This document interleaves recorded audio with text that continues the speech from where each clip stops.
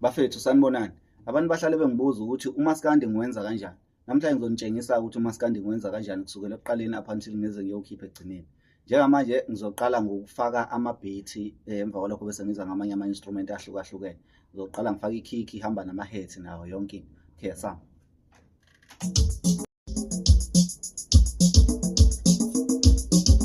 Okay, kick lena. Faka i-kick njengamanje.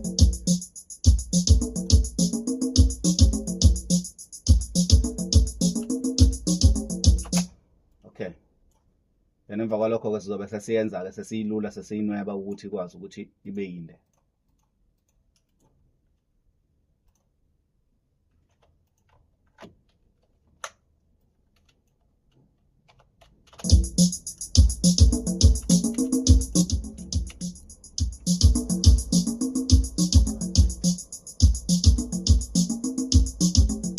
Okay, njengamanje-ke sesizofaka isiginci-ke njengamanje.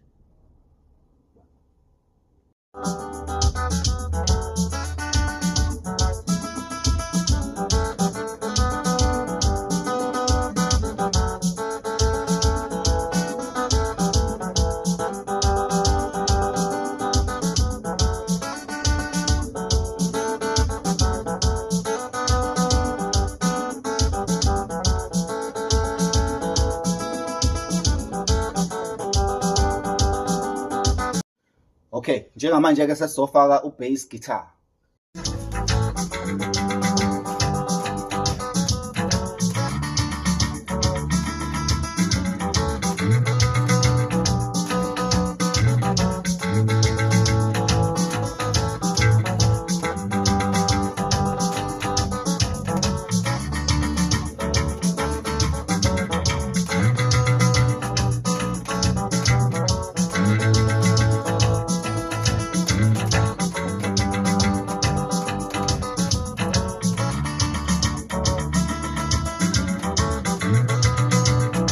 Okay-ke njengamanje sesizofaka i-keyboard.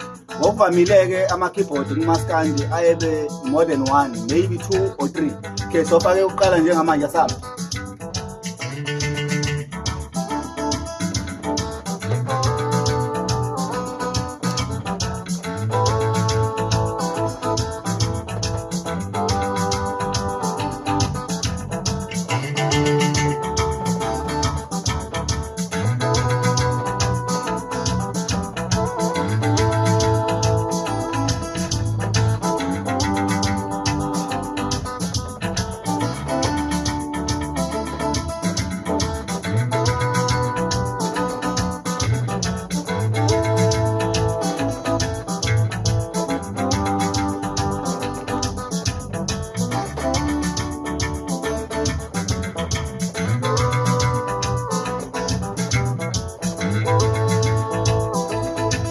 Okay-ke njengamanje sesizofaka i-keyboard yesibili njengoba ngishilo ngathi ama-keyboard abamathathu kanje.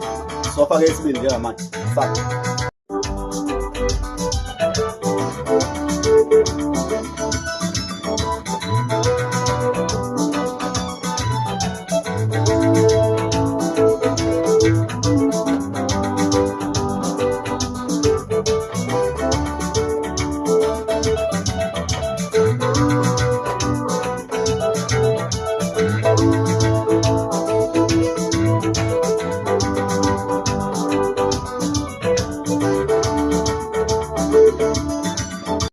Okay, njengamanje sofaka i-keyboard yesithathu njengamanje sovala ngayo ingoma emva kwalokho besiphelile.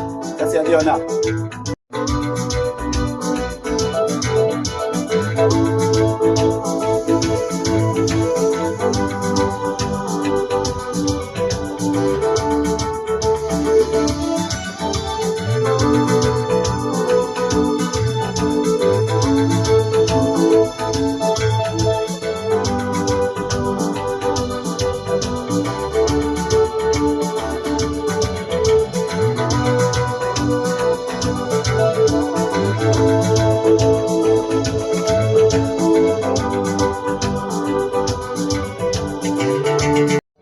Okay, bafethu ingoma isuke isipheleleke mangabe isuke isikanjalo.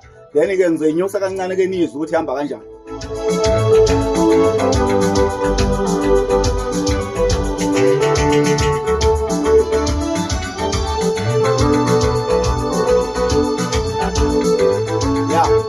kunjalo bafethu. So ke la bafethu siyatholakala nje bafethu ofisa ukuzosebenza nathi ngakwazi ukuthi afinyelele studio sizosebenza. Njengamanje ngicabanga ukuthi nginenzele ispecial esibaluleke kakhulu engicabanga ukuthi ngizosithokozela ukuze nizokwazi ukuthi nikhiphe umculo wenu ngokwahlukahlukana kwakhona. I-studio ke siseThekwini bafethu kwabangazi ukuthi sikuphi nendawo.